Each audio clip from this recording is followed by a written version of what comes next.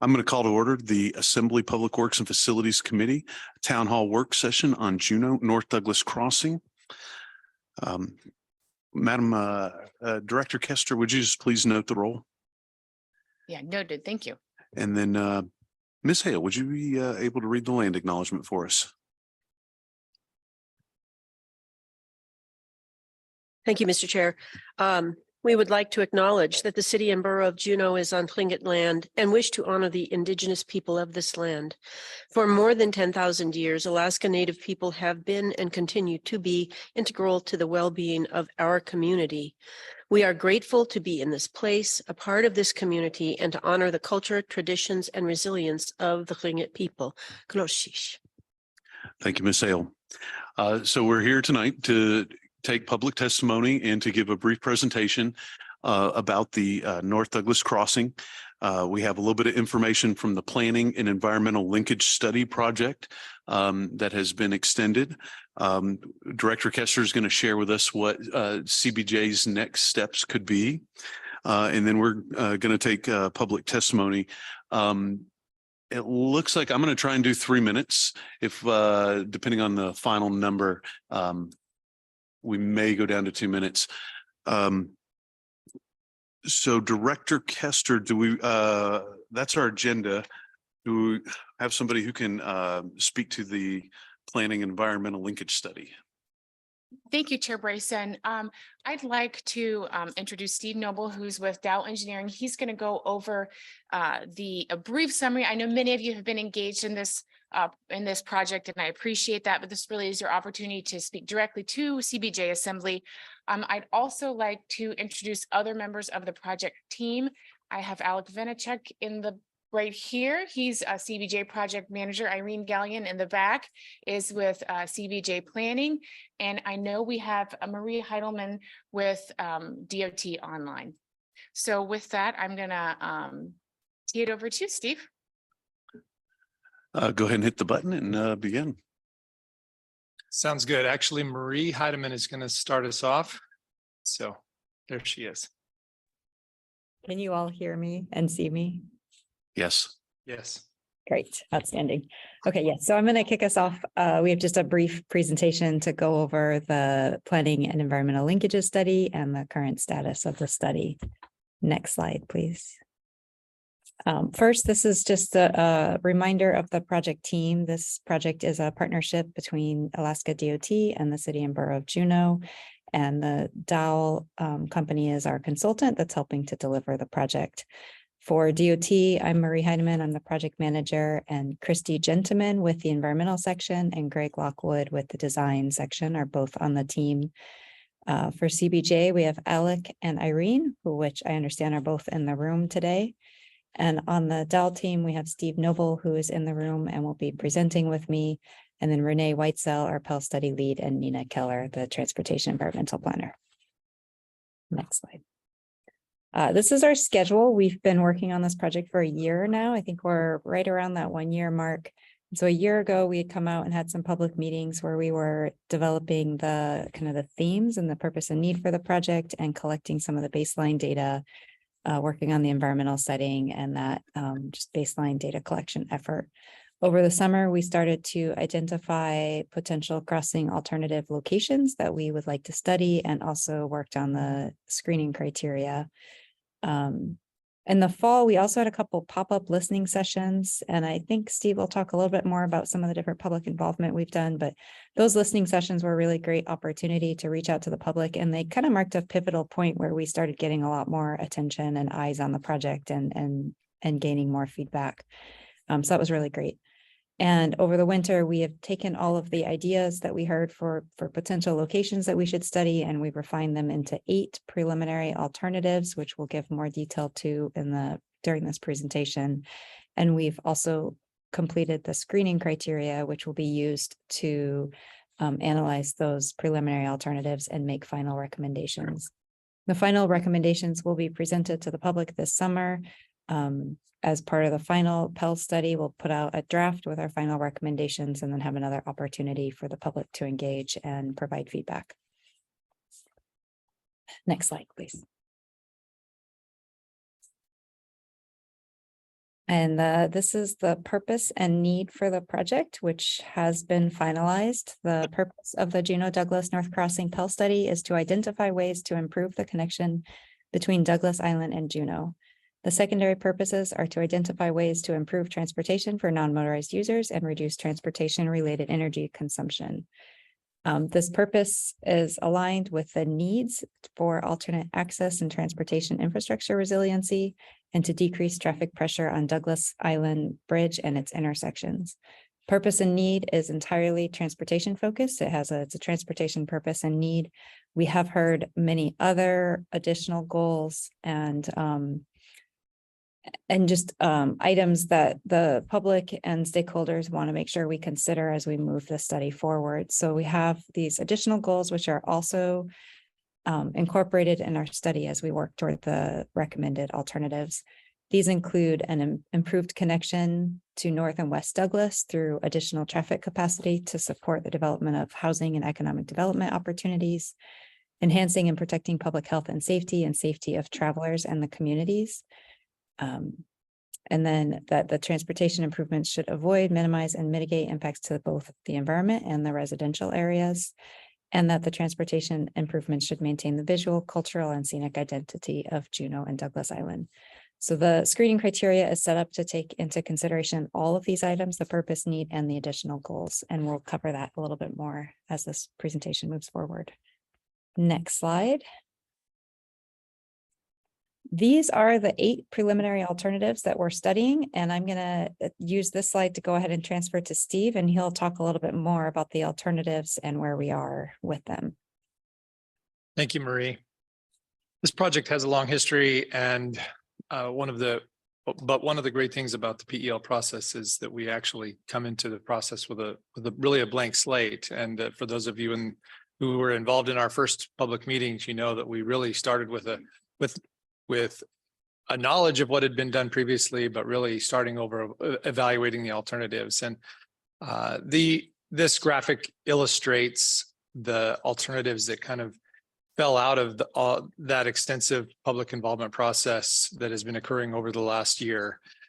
We essentially ended up with 8 preliminary alternatives, and we have grouped them, obviously, because as we went through this process, there were dozens of ideas, but when you kind of squint and group them into general locations, these are the 8 locations that kind of fell out, and the shading that is shown on each of these options is intended to try to capture the general concepts that existed or that were suggested in those areas. Not that, for example, the Mendenhall Peninsula option is not going to be that large of a footprint, but some folks thought it should connect it at the boat launch, and other people thought it ought to connect directly to Douglas Island, and some people thought it ought to be Engineers Cutoff Road, and some thought it should be the top of the peninsula. And so we've that dark shade, the shading around it is just intended to show that we've kind of grouped those options. And so as you work from left to right, we have the Mendenhall, we have Peninsula option, we have the blue option is what we call the North Airport alternative, and that is an alternative which is essentially a tunnel only option. There's not a surface option that can exist at that location with the airport that close, so that the blue option was considered only as a below ground tunnel option. Then we have the Sunny Point location, which connects really in potentially 2 locations, that thumb that's kind of added on to the Sunny Point alignment there that goes over to Egan Drive. That was added really in early January, late December. As we learn more about the area, learn more about some of the constraints, we start to get more input, and it opened up a potential variation to that Sunny Point alternative that's one of the reasons why we added more time for public input in the month of January to try to give people plenty of time to provide input on those alternatives before we got through the level 1 screening. And then, but it is important to note that the Sunny Point alternative is one or the other. It wouldn't be both. If that alternative was chosen, it wouldn't connect in both locations. It would connect in one or the other. Then the green one is the Vanderbilt alignment, and then the yellow one is what we're calling Twin Lakes.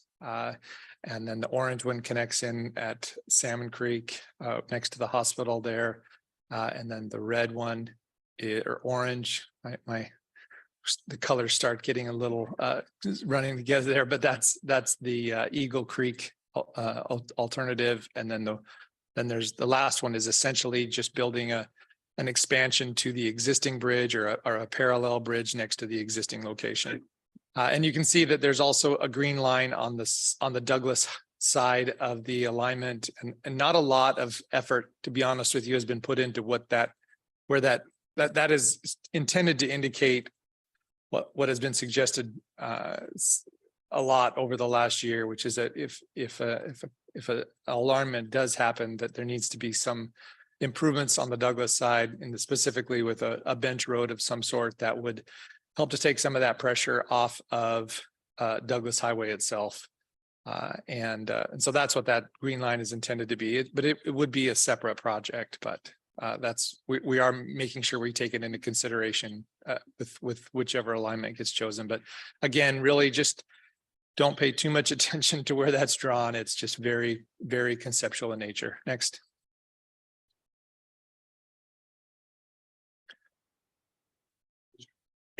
Mr. Smith. Interruption. Are there copies of this presentation for anyone? Are there printed copies? Are there printed copies available tonight? I'm just thinking that some people Could you maybe don't have a forward good it to angle, members of the but committee? anyway, Pardon me? Is there a possibility that we could forward a copy of this presentation to the committee? we'll get it Yes. out. Anyway, All right. all good. I was just checking. Thank you. All right, we'll get you one, Mr. Smith.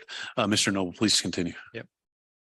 I mean, your staff they're the ones advancing this, so they have control of it. So just a few slides here. We're not going through this in great detail, but we wanted to make sure people had a good idea of what's been done so far on the public involvement side of things. One of the fun parts of planning studies is that we are able to start fresh, as I said, but we also start fresh. The intent of the PEL process itself is really to have a much more robust public interaction and planning process at the beginning. And so, the department and CBJ endorsed putting together technical and stakeholder advisory committees. So we've had 4 meetings so far with those. We have 4 meetings total scheduled, but we've had 1 each at 3 locations. We have another one combined with both technical and stakeholder meetings next week. Actually, it's on Monday. And then we had a stakeholder and agency alternatives workshop last July. That was kind of a half-day workshop where we really tried to brainstorm ideas, taking some of the feedback we'd received at the public and open house, and just really an interactive kind of workshop type alternate opportunity for us to brainstorm what are the potential ideas and solutions.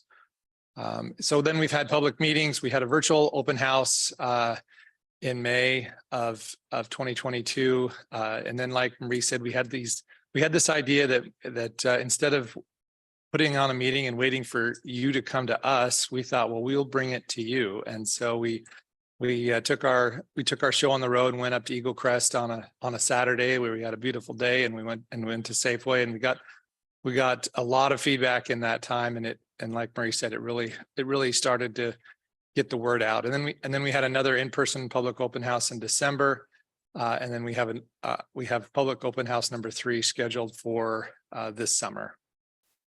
We've gotten a lot of public comments, a lot of written and verbal comments, as well as an online survey.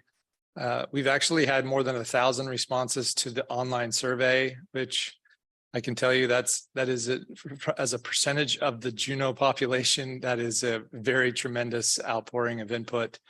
And next,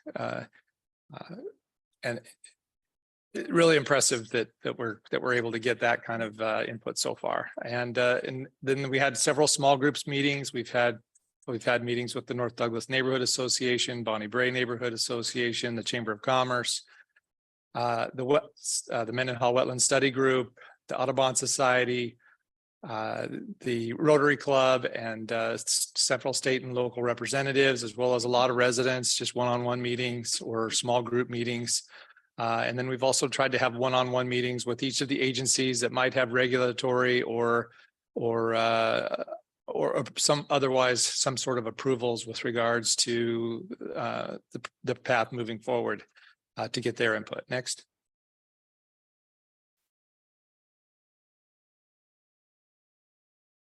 Next, please. So from a survey results perspective, we asked 6 questions and provided space for people to provide additional comments. We did get over 1,000 responses, as I said, and 100, in addition to that, 141 emails, phone calls, in-person comments. And one of the things we do to try to make sure it's not just robots sending us comments is about half the respondents said where they lived and gave us their addresses, and they were from City and Borough of Juneau. Most of the ones that did give us an address, I should say, were from the City and Borough of Juneau. And about 2/3, you can't read the numbers there on the graph very well, but it's 69 and 31 essentially percentages. About roughly 70% of the folks support a north crossing at some location. They don't necessarily support it at any location. They are supportive of it, and some are supportive of it if it's in a certain location. And then folks that provided us comments indicated that they were more likely to support a north crossing if it created alternate access, if it reduced travel time and congestion, if it improved emergency response time, if it improved access to recreational opportunities, if it minimized environmental impacts, if it minimized disruption to existing neighborhoods and residents, if it reduced, increased, or generated traffic on Douglas Island, and if it provided reasonable construction and maintenance costs. So those were some of the, it's just, it's not attempting to summarize every single comment, but those are the common themes that we heard from people that were generally in favor of one of the options. Next. This graphic is, for some reason, bleeding off the left side of the page there, but the x-axis there is the various options, or the y-axis, I should say, and the x-axis is the number of people who spoke in favor of that particular color, and then the colors correspond to the various alternatives. So, if you just the general takeaway here is people could provide support or could voice support for more than one comment, so the number of this doesn't add up to 1,012. It adds up to the people who voted, which were, or not voted, but they stated in their comments whichever concept or alternative, I should say, that they were voicing support for. So, and the highest one was Sunny Point, followed by the North Airport alternative, which is the tunnel option, and then the green one is Vanderbilt, and then the Mendenhall Peninsula. And then there's a pretty big drop off from there to the Twin Lakes and Eagle Creek, and then not a lot of support for widening the existing structure or putting something in at Eagle Creek. Next. Next. So we are very close to getting through our level 1 screening. We've extended this process out to get, as I said, to give a lot of public opportunity for public input and comment. We had to postpone our advisory committee meetings until next week. Otherwise, we would have had that done by today, but instead it's going to be on Monday. So some of what we're talking about today, we're not going to get out ahead of that group and say that anything's done, because we want to make sure that group has a chance to provide their input on the level 1 screening before any final decisions get made as far as which alternatives will move forward into the level 2 screening. But that's where we are. After we get done with next week, we'll be largely and then a couple week comment period following Monday. Then we'll have a will largely be through the level 1 screening, and then we'd be moving quickly into the level 2 screening effort and working towards, longer term, just looking out. I think this is on the next slide. Next slide, please. Well, the next slide actually does it, but eventually we're working towards a draft BEL by late summer. This graphic here illustrates the alternatives that were actually considered in the level 1 screening. The previous one had kind of this wider swath. This represents, we put a little bit more engineering and thought into the concepts, and these are the one. This is where we've tried to get an alignment that essentially makes the best of that location from a excuse me, from an impacts perspective and just from a representative perspective, trying to put in an alignment that would actually work at that location. Excuse me. And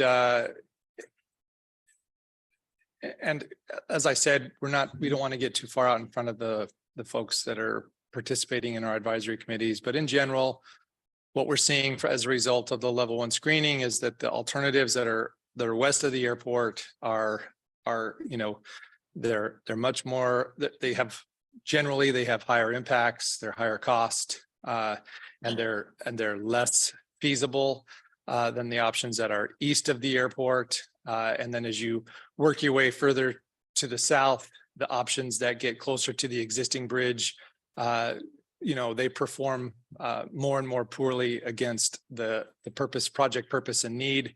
And so we're starting to see through that level 1 screening that the concepts that are kind of in the middle there are the ones that have the best chance of moving forward. But as I said, that those decisions will get made after the meetings with the advisory committee next week.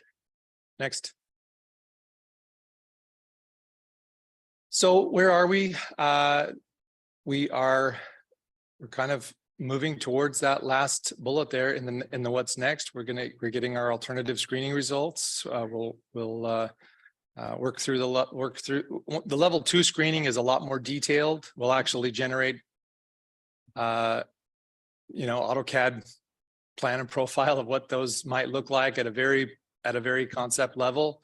We'll try to quantify the impacts that are associated with those concepts. We'll try to estimate costs for those during the level 2 screening, and we'll get the draft version of the planning and environmental linkages study pulled together by summer, and then we'll have our final open house for folks to be able to come provide input. And then we'll wrap that up by the end of the summer. And then a lot of people want to know kind of what's after that. Next slide, please. And I'll give that, I'm going to turn that back to Marie to answer that question. Yeah, so the Pell study wraps up. It's its own independent project. So it will, we expect we'll have it completed in the fall of 2023, and we will close out this project. And that should set the stage for a future project to design and construct a crossing, provided that funding can be allocated. So the funding allocation would be the next step. There is some congressionally designated spending in the amount of $7 million from Lisa Murkowski's office that has been secured for preliminary engineering and NEPA. And the CBJ is also has nominated this project for a RAISE, a USDOT RAISE grant. And if that is successful, then we will have the funding for preliminary engineering and NEPA, which we would expect would take about 2 years. Then also another 2 years for final design and engineering, and another 2 years for right-of-way acquisition. So altogether, probably about 6 years of pre-construction activity, and then we would be able to move into construction. All of this hinges on having funding, and that is kind of future steps that the Pell study sets the stage for and helps to recommend an alternative and document some of the benefits of a crossing and some of the potential funding strategies. Next slide, which I think is the last slide. Yes. So that's our presentation, and Steve will be here, and I apologize, I have to take off, but I look forward to hearing the testimony. I will come back and listen to the recording, and thank you all for your time and being here. Thank you. No, thank you, Ms. Heidemann and Mr. Noble. We greatly appreciate you coming and giving this very thorough presentation. I feel like I'm more caught up where you guys are and what the process, even though I've been a participant in it. Excellent. And as she mentioned, that we will be sticking around afterwards for questions. So I think that takes us to next step that CBJ will be taking. And I believe this is Director Kester. Thank you, Chair Bryson. I just want to briefly explain CBJ's role and the work that staff at the direction of the Assembly has done on the project, because you can see this is the Planning and Environmental Linkages Study. It's a DOT project. CBJ has provided some matching funds and we're part of that project team, but it is led by DOT. So some people probably are scratching their heads. What's CBJ's role? What's DOT's role? So CBJ Assembly has prioritized the Juneau North Douglas Crossing project for, I believe, 3 years in a row. It's their number 2 legislative priority. And of course, staff is actively participating in the Planning and Environmental Linkages Study. We also have been working with Dowell on a separate sub-area land use study for West and North Douglas to help answer some of the questions like what potential types of land use are over there. What's the zoning? What are the land constraints? What are the utility constraints? What are the tourism potentials? Housing, we talk a lot about housing and being a really, really significant priority for the Assembly. Well, is housing feasible? Is there flat land? Just answering some of those questions, not what will be developed there, but to help understand what the constraints are of any land use in that area. That is underway. So we are working separately with Dow on that, and we'll be bringing that through the committee process. As Marie mentioned, we were successful in advocating for NEPA funding through Senator Murkowski's office. So that will commence once the Pell is done, and that will be a DOT project. So we will work with DOT on a memorandum of understanding to clarify those roles, but really glad to have their partnership and support in that because it's a big project. NEPA will involve lots of public outreach, lots of public testimony. I mean, this project has so many layers to go through before anyone's driving over a second crossing. I also just wanted to touch briefly on the RAISE grant because CBJ did submit a RAISE grant for design for the project. And we asked for $18 million with a $1 million, I believe 5%, I'm sorry, 5% CBJ match. And we should know end of June on whether or not we're successful with that. So just wanted to let you know kind of the work that CBJ staff has been working on with the project. And I think that kind of wraps up the official presentation part of the conversation. So I'm going to turn it back over to you, Chair Bryson, and I will go collect sign-in sheets for you. Yes, thank you. I do have the sign-in sheets.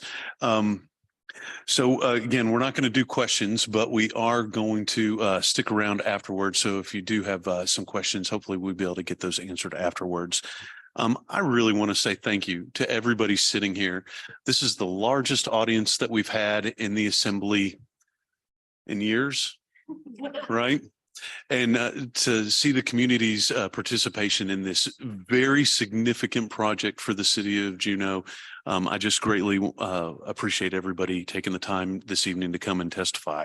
So we will get on to that. Mr. Smith. Thank you. Sorry to interrupt. I definitely don't want to cut into too much time here. I did just want to check with Ms. Kester a little bit. Obviously, this is a big project, a lot of steps. Could you just throw out some of the things in terms of like planning commission approval? And yeah, I mean, if this project goes forward, could you just lay out some of those pieces just So I and the public can kind of have it in our minds, in our mind of what, you know, I know it's a long way to go. It's a big project. It depends on where it's going to go, all that kind of stuff. But just, could you just throw out some of those other steps beyond? Thank you. So I'm going to Director ask Kester. Steve to come up to help me on this because I have never managed a project or been involved in a project of this magnitude. I can tell you that from a funding perspective, there are multiple hurdles of, you know, applying for grants, getting local, there will be some local funding, I'm sure, required, some, you know, I assume that will require a vote. So there will be advocacy required. So if we're successful with the RAISE grant, that's really great because we've been able to progress the project to another level of design and answer a lot of the unanswered questions. But then, of course, the more substantial piece is construction funding and piecing together what that looks like through a partnership with the state, local government, and federal government. And for all the layers of permitting, I'm going to hand it over to you. Mr. Noble. Yes, Chair Bryson. I would say that there is a laundry list of regulatory. First of all, that's the first comes to mind is there's a laundry list of regulatory approvals. The NEPA process really is where most of the decisions get made. The PEL process, everything that we've done so far in the last year is not normally done on most projects. Usually we start right into the NEPA process and we work our way through. But because this project is so complex and there's a strong desire to have the community provide that input, we've been having this dialogue with the community that's been done so far. But during the NEPA process, you know, it's all the federal and state agencies, you know, Department of Fish and Game, NOAA, U.S. Coast Guard, Corps of Engineers, U.S. Fish and Wildlife Service, the refuge. There's just I can't even name them all because I'll forget. I'm sure I forgot more than half of them, but there's a laundry list of them that will have to have approvals. You know, there's things like, for example, how high does the bridge need to be? And that's an issue that still has to be coordinated with the Coast Guard, and it depends on, of course, which location that during the NEPA process, which location did they narrow in on? So I would say, in addition to that, like Katie said, it is going to be led by DOT, and so the FHWA has designated their approvals of the NEPA process through statewide DOT. So statewide environmental office at DOT will also have a strong say in making sure that we're following the process. What is the class of action document? Is it going to be an EIS? Is it going to be an environmental assessment? What's that documentation going to look like? And then actually going through that process and approving it. During the NEPA process, there will be a very, very extensive public process that frankly, is going to largely mimic what's been done during the PEL process. It'll start out with scoping. It'll work its way through it. We will be able to use the alternative analysis that we've done during the planning and environmental linkages process and move that forward into NEPA. The federal regulations do allow that, and that's one of the benefits of having the NEPA funding available. Means that the work we've done so far does not sit on the shelf and get wasted and not provide value. There is a shelf life for the NEPA, for the PEL process, if you don't start the NEPA soon enough afterwards. So I don't know if that answers your question, and then as far as CBJ goes, there's also going to be a lot of opportunities for the Assembly and for Planning Commission and particularly to weigh in on alignments and properties and right-of-way acquisition and all the things that are going to go along with ultimately choosing a preferred alternative.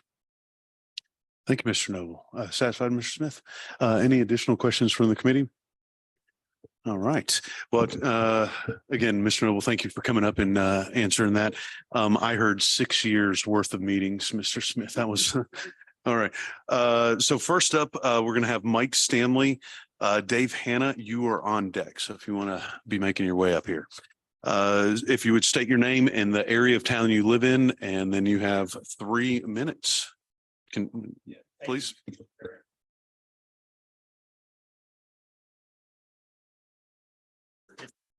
We want it to be green. Touch it once. Yeah, we have one. There you go. Yeah. Okay, I usually. Everybody can hear you. Quiet down rather than speak up. Make some noise. My name is Mike Stanley. I live at 7800 North Douglas Highway.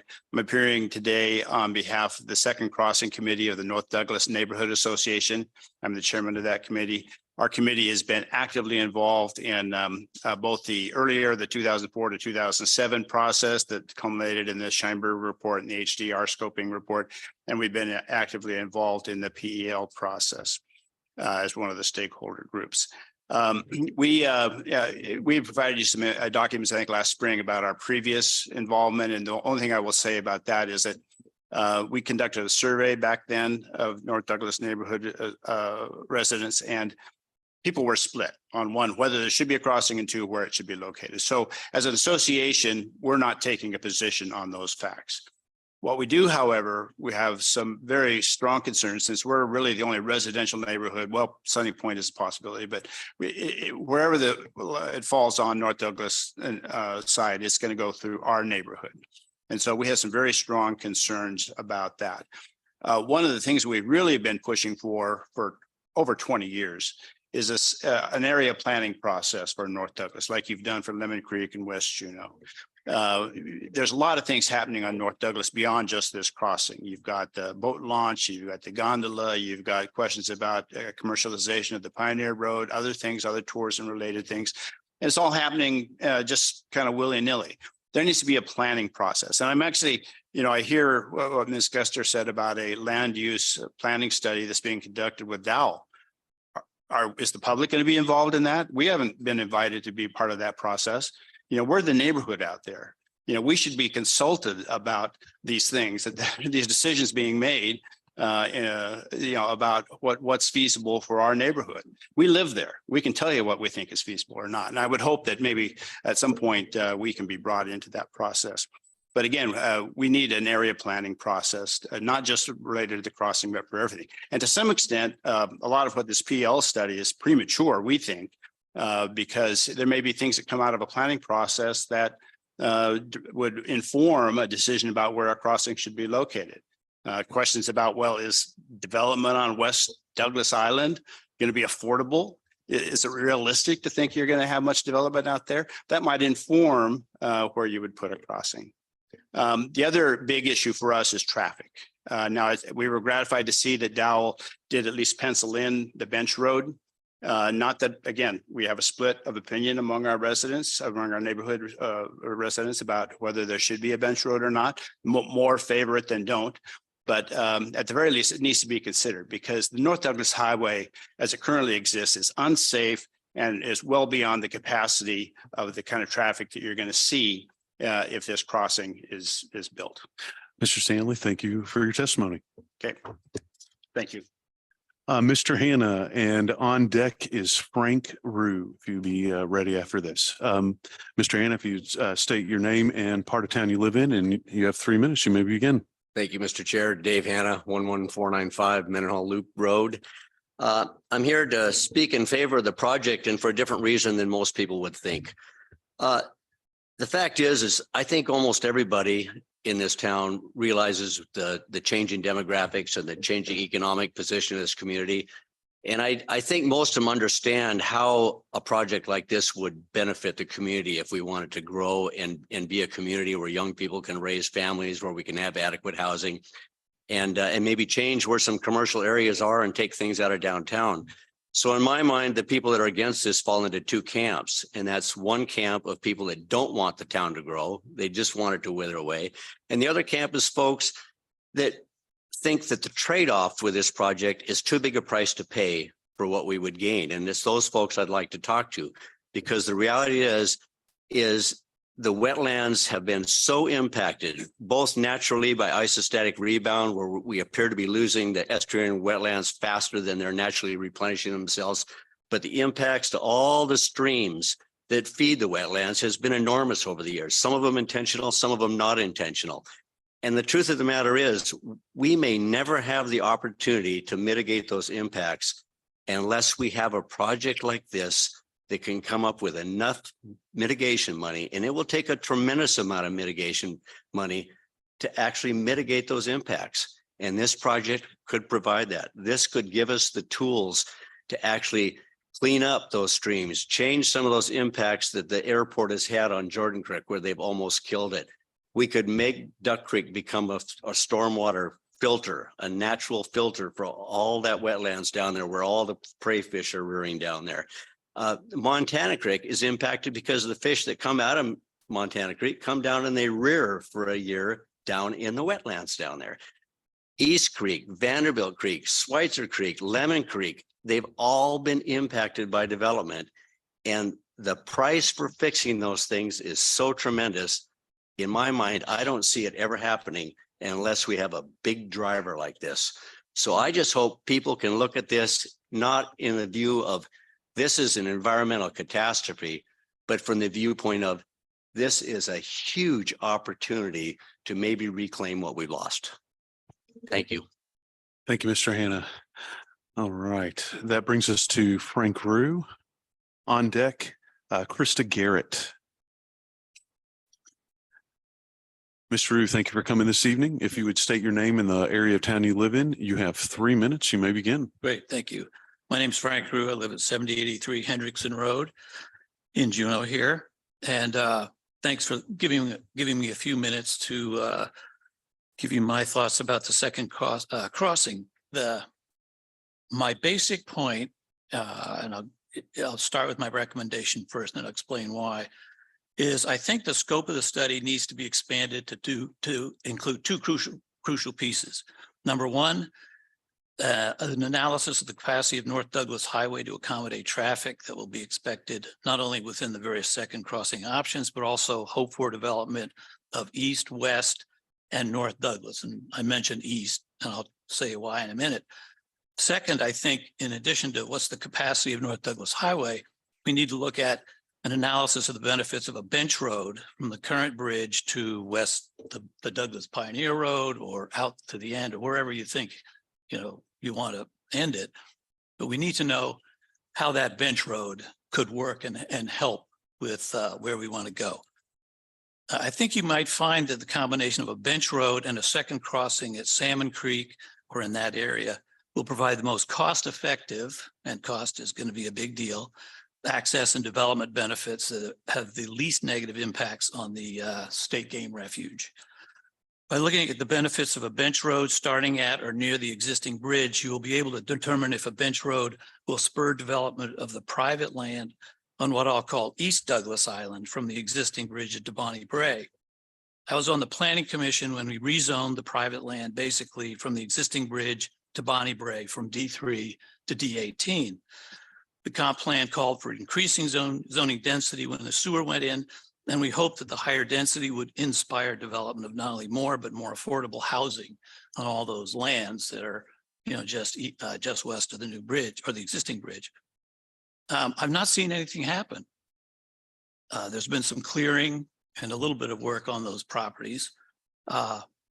Is the problem the current Douglas Highway? Is that, is DOT not giving people access permits? Why isn't that land being developed right now? Would a bench road help develop that land between the existing bridge and Bonnie Bray? It's there, D18, it's got sewer. We should be developing there too. So would the bench road unplug that system? Dowell and DOT are well suited to answering those questions. And so I think you should expand the scope. So in the end, having an analysis of the benefits of a faster, high capacity bench road on Douglas Island will, I think, be critical to picking a second crossing that is affordable, which is key, permittable, and achieves the desired access and development benefits of East, West, and North Douglas while protecting Mendenhall State Game Refuge. Thank you. Mr. Rue, thank you so much for coming this evening. We appreciate your testimony. We have Krista Garrett, followed by Ron Somerville. And I know a few people entered the room after the meeting began. You will still, when I complete the list, I will give extra opportunities for anybody that might not have signed up. So you will be able to testify. Ms. Garrett, if you would be so kind to state your name and the area of town you live in, and you have 3 minutes. Please begin. Thank you so much and good evening. My name is Krista Garrett and I'm here in the capacity of my role as the Conservation Director for the Southeast Alaska Land Trust.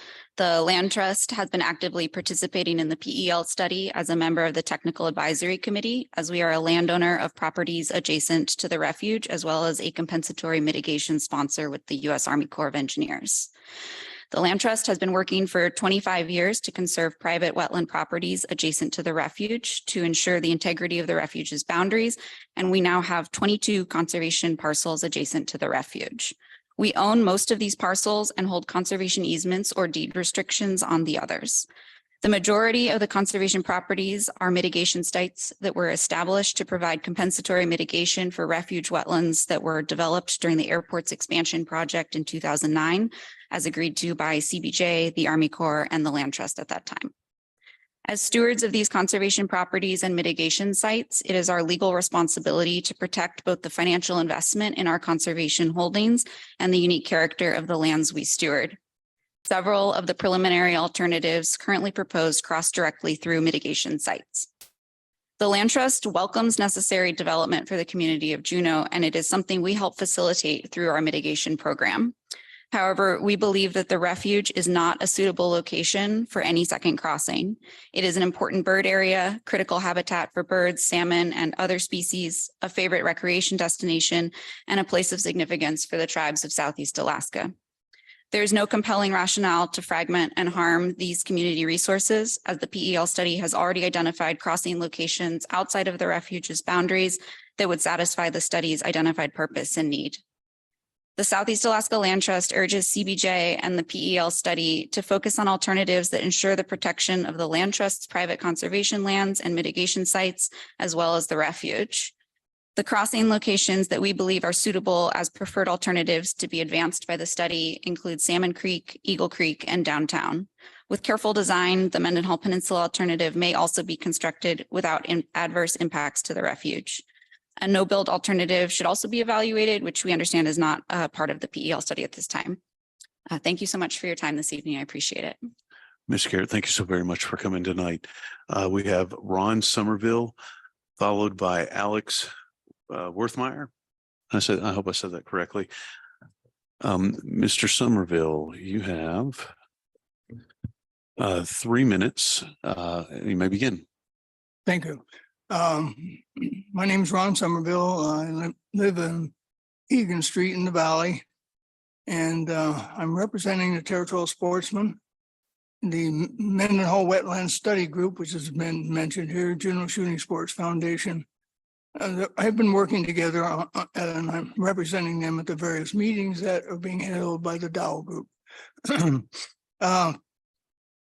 We created this Mendenhall Wetland Study Group by soliciting people that had experience in dealing with the wetlands in the Juneau area. A lot of them are Forest Service, National Marine Fisheries Service, Fish and Game. I'm a former Fish and Game member.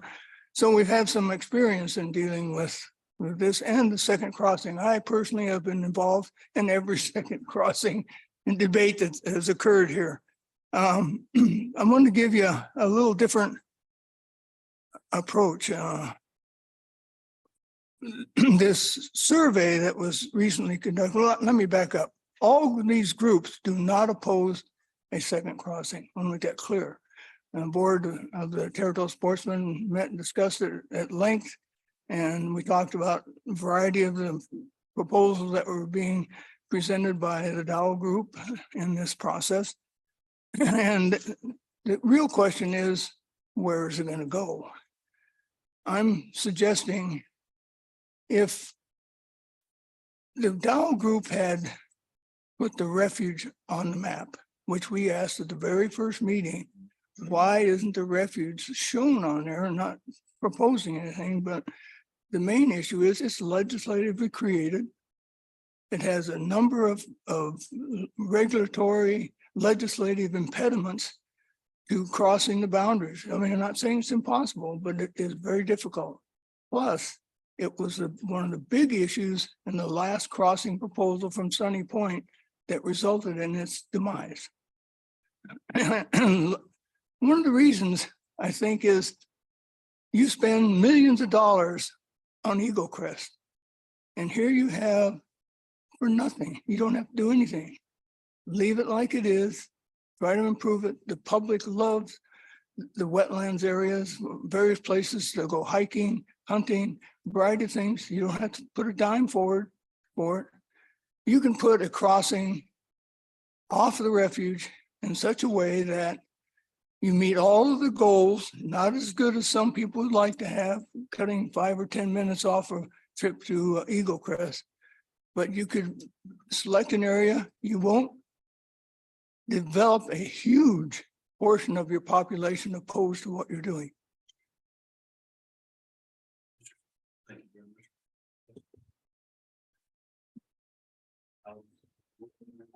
Followed by Tom Williams.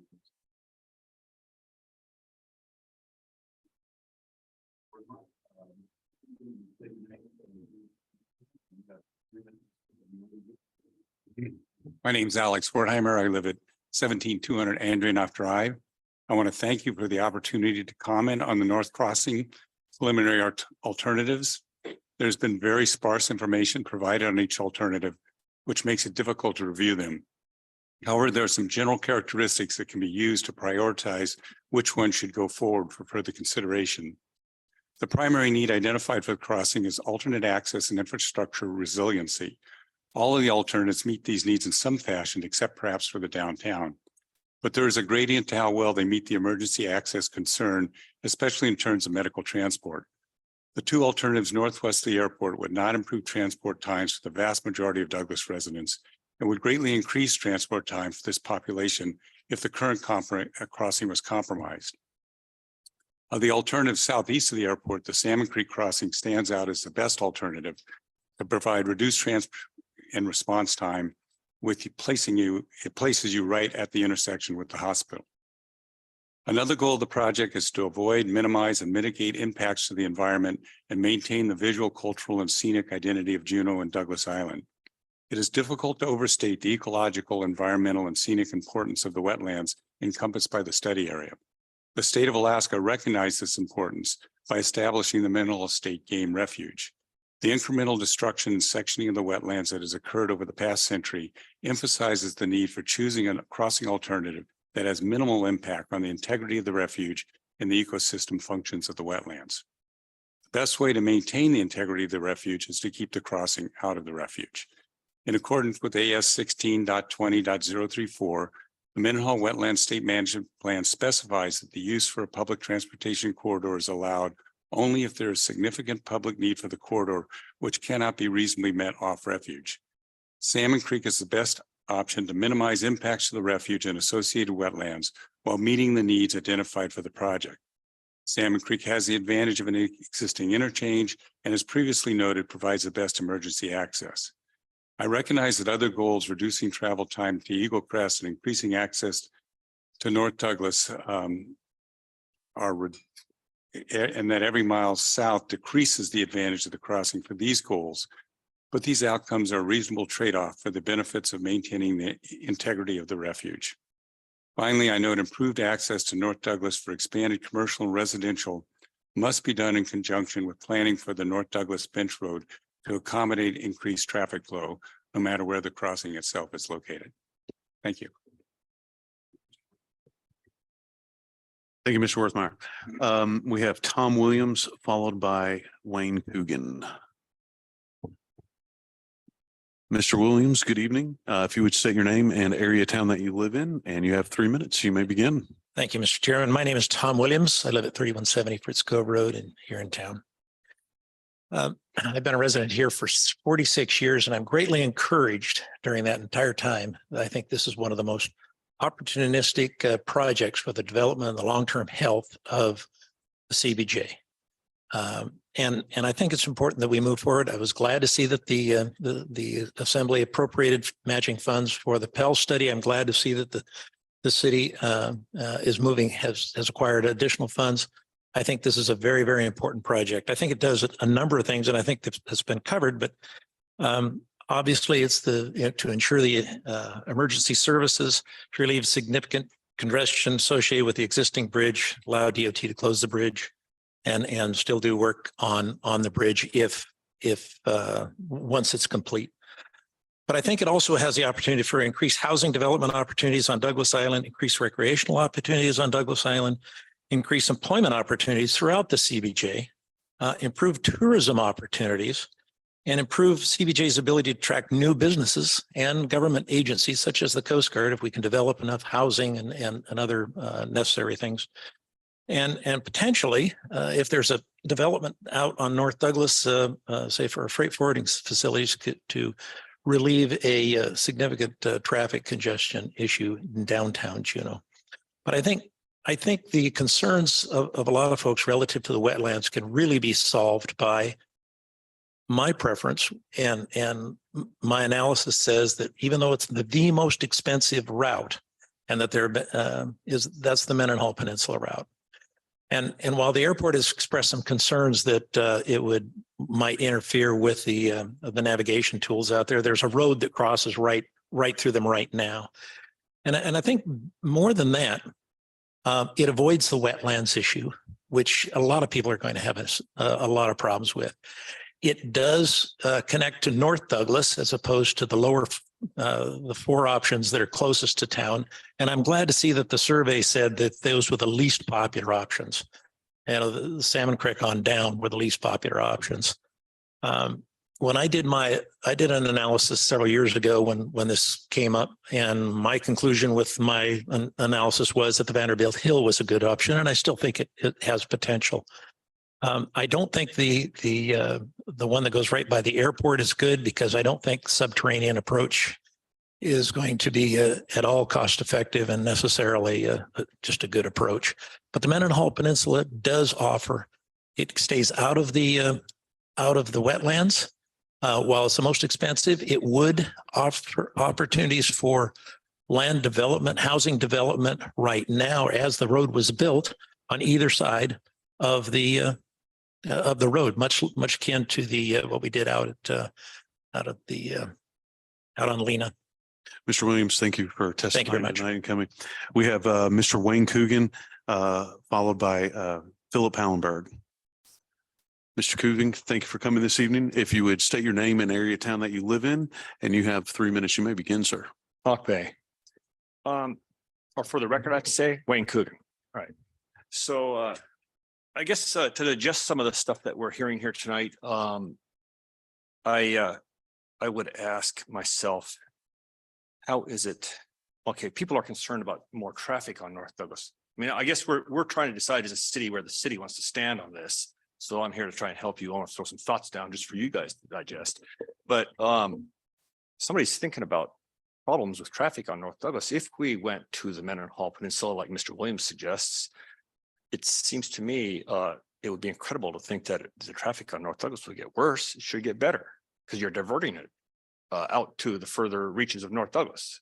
So, I mean, it seems like an upgrade in the traffic situation if we go with the Mendenhall Peninsula option.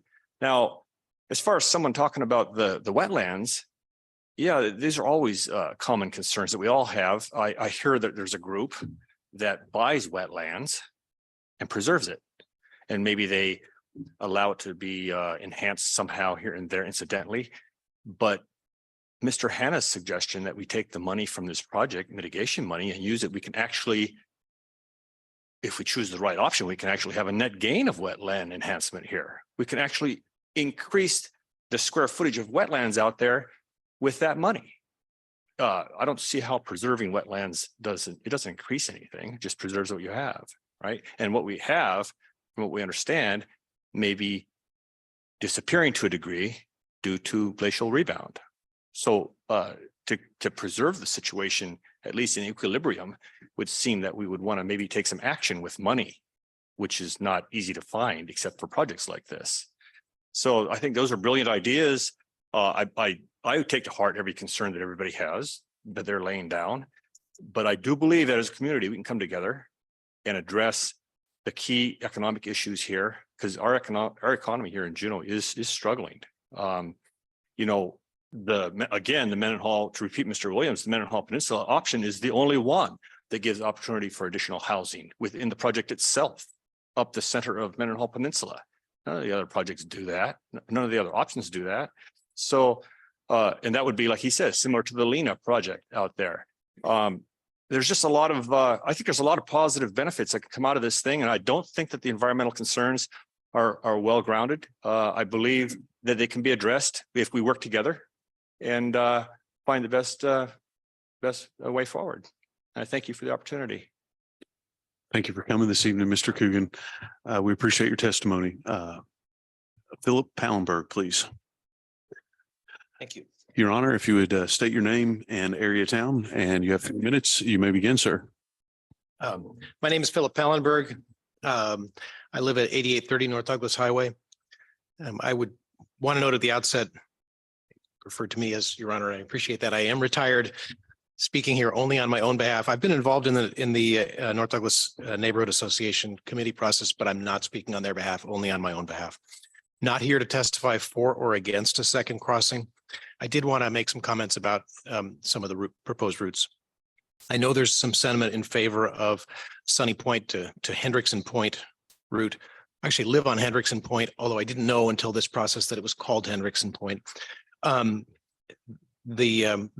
particular route, at least my understanding, would go right next to my house, just by coincidence. I do want to point out a few issues with that route. First, as has been mentioned, passes directly through the heart of the Mendenhall Wetlands Refuge. Second, Hendrickson Point is one of the largest undeveloped patches of muskeg in close to Juneau, and it is also an environmentally sensitive area. We see a wide variety of wildlife out on the muskeg.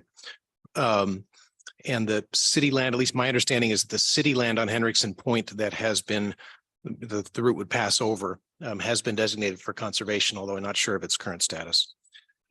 It's been mentioned that the cost estimates for that route are low as compared to some of the other routes.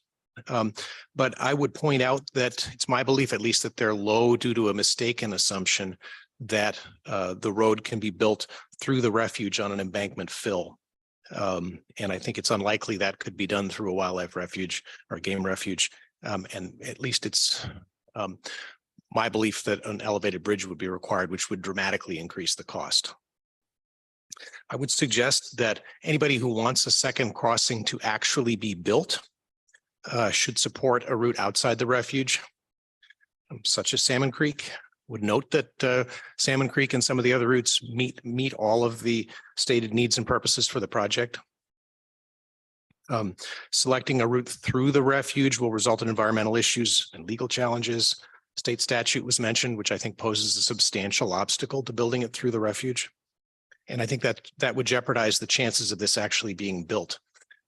Twice before, there's been an alternative, preferred alternative selected through the refuge, and twice before this project wasn't built.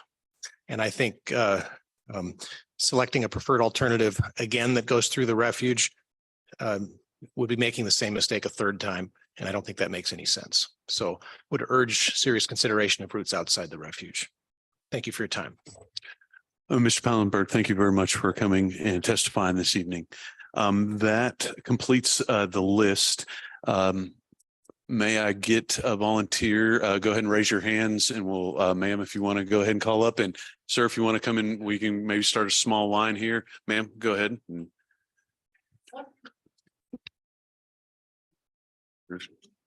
There we go. If you could please sign in just so that we can get your contact information, make sure you're included on any future correspondence.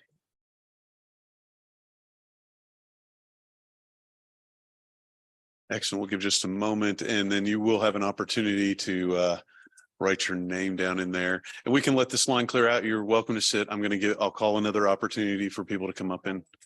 Yes, thank you. Oh, good call, Director Kester. I tell you what, I'm going to take a 1 minute out of you.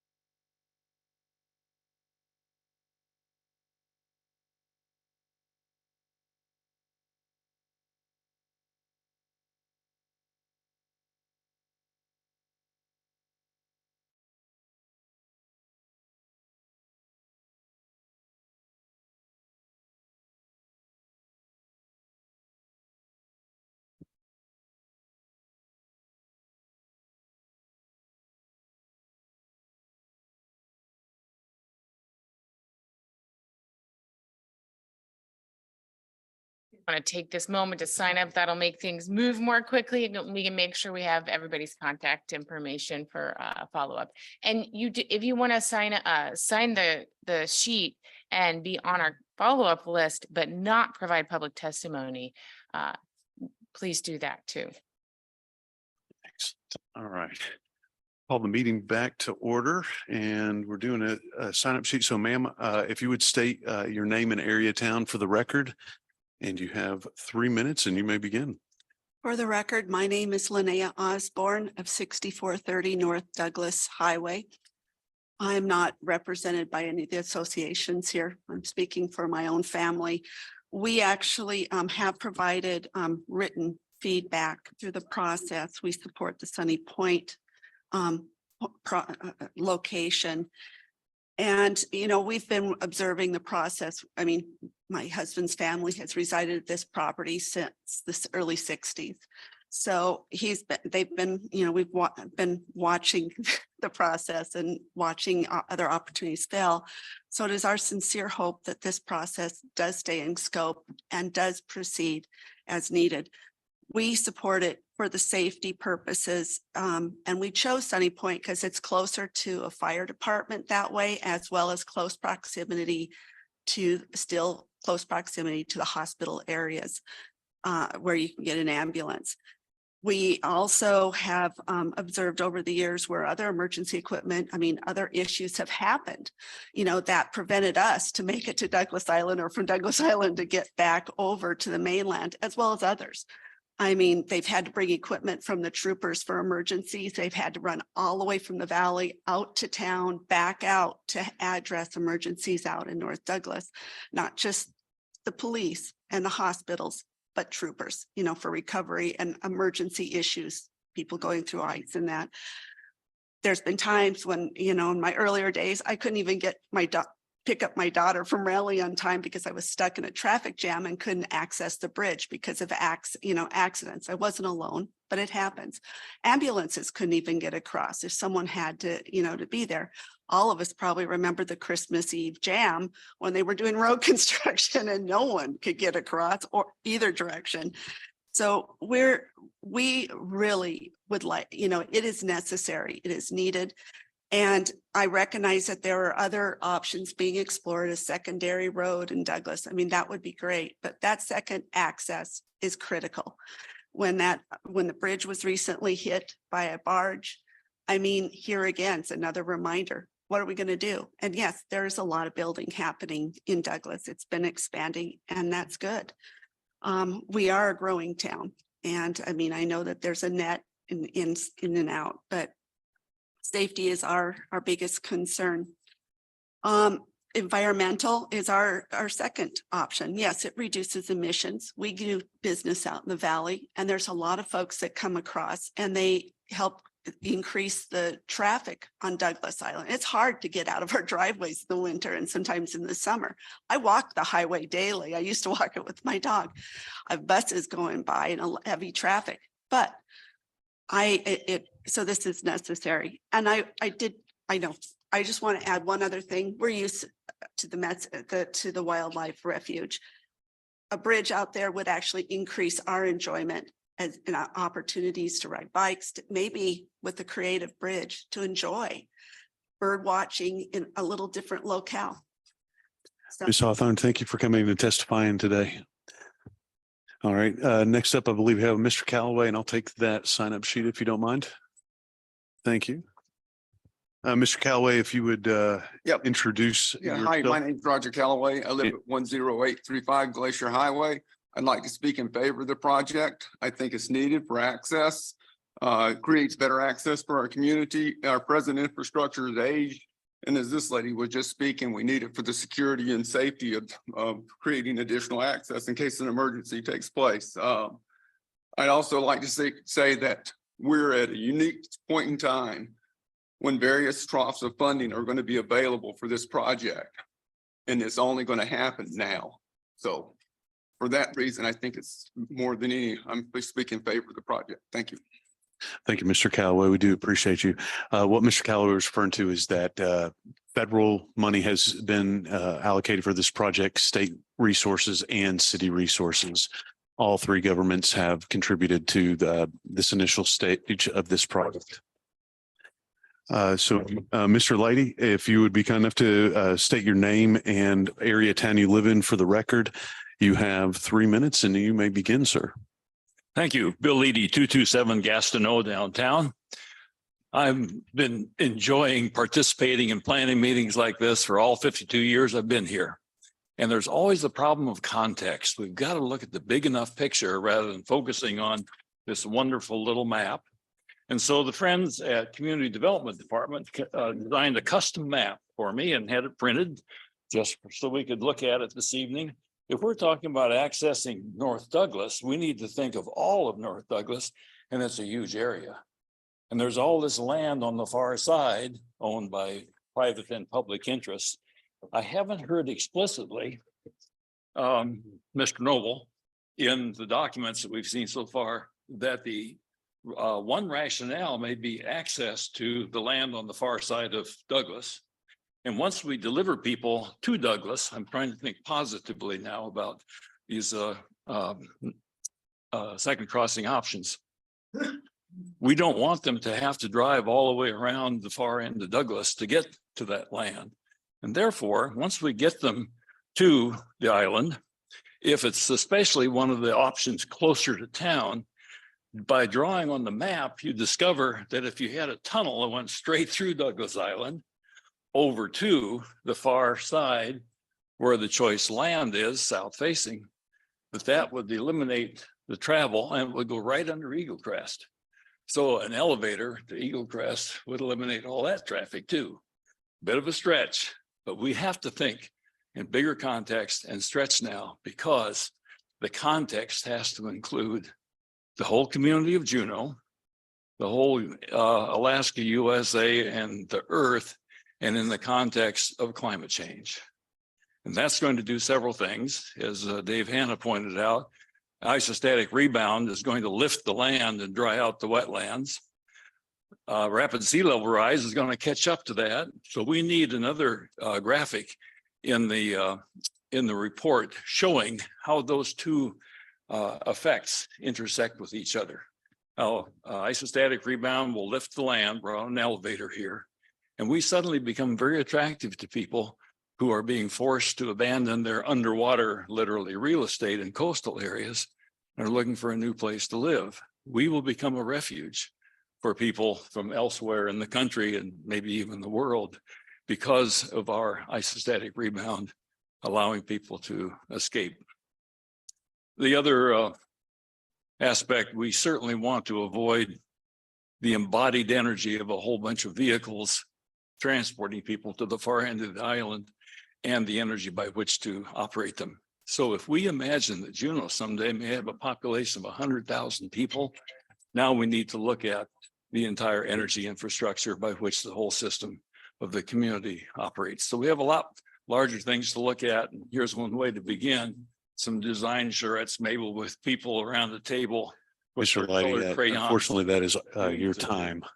Thank you. Thank you for coming in. We appreciate the map. Thank you. All right. Following that, we have Frida Westman. Ms. Westman, if you would state your name for the record and area town. You have 3 minutes. You may begin when ready. My name is Frida Westman, and I live at 8500 North Douglas Highway. I've lived there for 25 years. I grew up in West Douglas and moved from there in the 7th grade.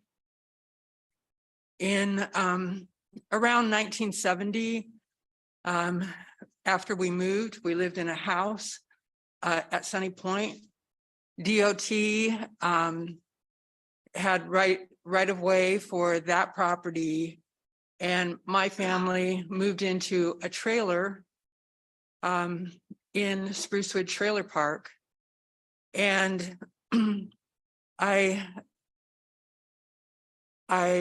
shudder at the thought of being removed again from my property. And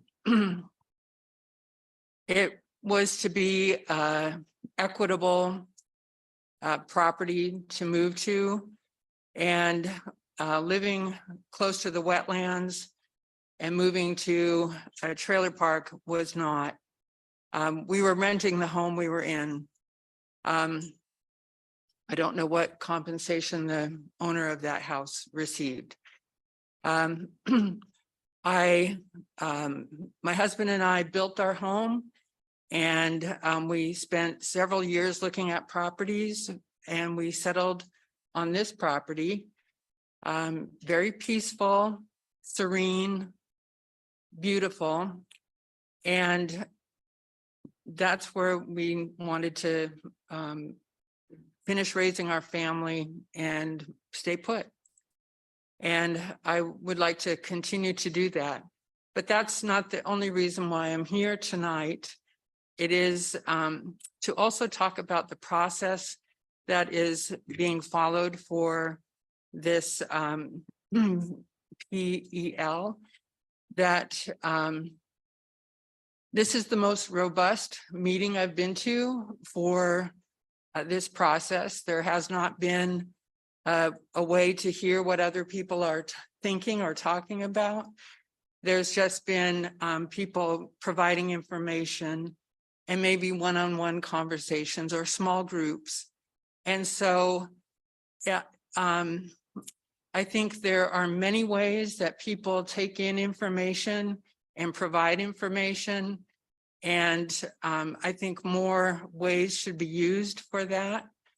I myself received an email about this meeting at 1:20 this afternoon. And maybe I'm not as dialed in as other people, but I think better communication, more robust meetings are necessary. Thank you. Ms. Westman, thank you for coming and testifying this evening. Next up, we have Laura McDonald. Ms. McDonald, if you would state your name and area of town you live in for the record, you have 3 minutes. You may begin. I'm Laura McDonald, and I live in South Douglas. I'm going to wear 2 hats tonight, but I'll keep the whole thing under 3 minutes with both hats. I'm going to start with my Chamber of Commerce hat. You all have had a great deal of input from the Chamber of Commerce, so you know all the ways in which we support this project, mainly in that it follows right in line with all of our main goals for the community and what vision we have to see this community and have a sustainable economy moving forward. It meets our economic development goals. It meets our housing goals. And we have never been so poised at a time like we are now to actually make an effectual change on our community and make this decision. I'm going to put my Laura McDonald hat on now. And just from the perspective of my generation, we've been talking about this project literally my entire life. I was born and raised here, and I haven't seen a project with this kind of impact and vision come to our community since I was a kid. We haven't invested in Juneau like this since I was a kid, since my parents were making these decisions, and they did that for me. And now I look forward to what's happening for my family, and I see us sputtering out because we were having a lag in the process. And I look at this timeline and I'm like, gosh, if we would have done this 10 years ago, we'd be meeting all of our goals right now for my generation. Instead, I'm here trying to meet the goals now for my daughter's generation, which is scary to think that maybe she'll be one of the first people driving across this bridge. So I I encourage you to think, it is a hard decision. It impacts a lot of our community, but there is no way to do this without impacting some people. And for the good of the community, we've got to move forward while we've got momentum, because the time is now. And if we want to see this kind of impact and vision move forward, by the time my kids are driving, or maybe even my grandkids, the time is now. And we have the opportunity now that we haven't had in my entire lifetime since I was a kid. So I really appreciate all the time and effort the city's putting into this. And thank you for hearing all of our testimony tonight. Thank you, Ms. McDonald. Anyone else in the room that would like to speak? This is your last opportunity. If you're thinking, man, should I go and just say the handful of sentences, even if you're nervous, this is your last opportunity to speak to us. All right. I have my microphone off. Okay, Director Kester, do you have any additional information that you would like to give to this group? I'd just like to say, well, it may be your last opportunity on March 2nd. It will not be your last opportunity on this Yes. project. I'm in of the evening. And I do want to let the audience know we will make sure the slides are posted with the packet. Also, I'm sorry, make sure the slides are posted with the meeting notice if you want to find those. I will also just note that DOT has a really robust planning and environmental linkages website for this project. I put in Pell, Juneau, ADOT, and it's the first thing that pops up. And we will also have a recording of this meeting available. Thank you, Director Kester. So from the committee, Ms. Hale. Thank you, Mr. Chair. I just really want to thank everybody who's come and who's testified and shared their ideas and thoughts, and some really unique ideas, some really unique concerns, things that make a lot of sense to me that I haven't thought of. So it's one of the best public meetings I've been in quite a while. And we had a few tough ones there for a while. So thanks so much for what you've contributed today. And this is going to be a long process. I am really delighted that DOT and our contractor and CBJ are being so thorough with the Pell, so that the community really has an opportunity to contribute these ideas and this information. So thanks so much for being here. Thank you, Ms. Hale. Mr. Smith. Thank you, Mr. Chair, and thank you for organizing this. It was good to hear from people in an open forum. I think also useful for people to understand the steps that have occurred so far and the many steps that are still ahead, and just encourage everyone to stay involved, keep speaking and writing and letting us know thoughts, and a lot more to go, but I appreciated hearing all these voices tonight. Thank you. Thank you, Mr. Smith. Yes, I would like to conclude by letting you know, you guys have made a difference tonight. By everybody coming and giving us input. I know I heard things that I had not heard before, and I've been part of the Pell liaison from the beginning, and you guys gave me a wider perspective. This is how citizens make a difference in their community. So I cannot thank you enough for coming and taking the time out of your evening to testify. This information will be going to the Pell study. Dow will be taking this information, and so your words are going to go past this evening, and they'll be heard again as they continue this study. That's all we have. You will be hearing more from the city as we make it further down this. I would like to encourage everyone, if you're available, to go to next Monday's event. I believe that is, Director Kester, the Monday the 6th timeframe. Mr. Noble, 3:30 to 5. Well, I believe next Monday is a stakeholder and technical advisory committee meeting. So it is for many of you in the room, but it is not a public meeting per se. That's correct. But for those that are on the stakeholder technical advisory committee. So it's for I'll just repeat that since Steve doesn't have a mic. It's at 3:30 for members of the Stakeholder Advisory Committee and the Technical Advisory Committee. I will note that representation from all the neighborhood associations, the agencies, city, state are all members of when you combine those two committees. So hopefully you have a representative that represents your group on both of those committees. All right, with that is, unless there's anything further from the committee, this meeting is adjourned. Thank you for coming.